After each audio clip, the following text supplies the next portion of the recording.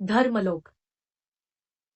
આજનો માણસ ઘણી બધી વસ્તુઓને ગૂગલ દ્વારા જાણે છે, પણ જેને જાણવું જોઈએ તેને જ તે જાણતો નથી, અને આત્મતત્વને જાણીને જીવન જીવતો નથી, અને આત્મતત્વને જાણીને જીવનમાં ચાલતો પણ નથી, પણ બીજાનું માનીને જ ચાલે છે।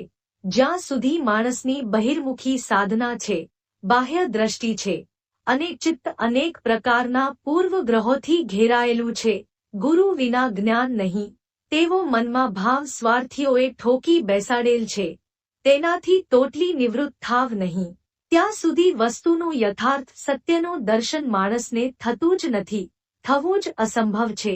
આ જીવનની પાયાની સત્ય હકીકત છે, તેને શુદ્ધ મન શુદ્ધ અંતરથી જાણો અને મુક્ત થાવ, ત્યાં જ સત્ય છે।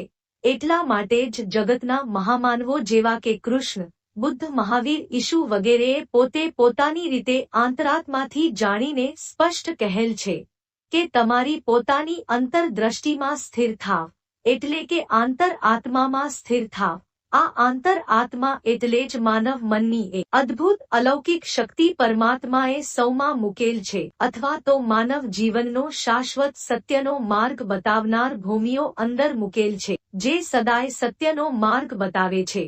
આ એમનો શાશ્વત સિદ્ધાંત છે, સત્યનો જ માર્ગ બતાવવો, જેથી તે નિરંતર માણસને પોતાને પોતાના કર્મોના નૈતિક સત્ય ગુણનો નિર્ણય આપે છે। આવો સત્ય નિર્ણય આપીને સત્કર્મો પસંદ કરીને સત્કર્મો કરવાની નિરંતર સૂચના પાઠવે છે। આમ કહીને નિરંતર સત્યનો માર્ગ માણસને બતાવે છે, જ્યાં સદાય વિજય જ છે, હાર કે નિષ્ફળતાનો સવાલ જ જીવનમાં નથી। આ છે સત્યનું ફળ।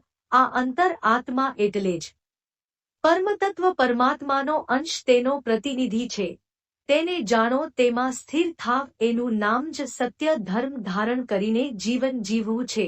બહાર ક્યાંય પણ પરમાત્માનો અંશ ઠાર્યો નથી, કે ઢોલકીઓ વગાડવાથી કે તાળીઓ પાડવાથી કે કથાઓ સાંભળીને મળી જાય। આમ બાહ્ય સાધના તો 100% ભટકાવે જ છે, અને ભટકાવી મારવાની વિધિ છે, તેમાં સત્યનો અંશ નથી, એટલું આત્મસ્થ અને હૃદયસ્થ થઈને અંતરાત્મામાં સ્થિર થઈને જાણો તો જ સત્યને તમે પામશો। બાકી હરિ ઓમ કર્યા જ કરો, કશું પણ હાથમાં આવશે જ નહીં। આમ આંતર આત્મા જ માનવ જીવનનો સાચો સત્ય સ્વરૂપ ગુરુ છે, તેના આદેશને અનુસાર ચાલવું એ જ જીવનનો સત્યનો માર્ગ છે। આમ અંતરાત્મા નિરંતર આપણા કર્મોના નૈતિક ગુણનો નિર્ણય આપીને સત્કર્મોને પસંદ કરીને સત્કર્મો કરવાની સૂચના આપણને પાઠવે છે। એ અસત્ય કર્મો કરવાની મનાઈ ફરમાવે છે, અસત્ય કર્મોને સદાય તિરસ્કારે છે।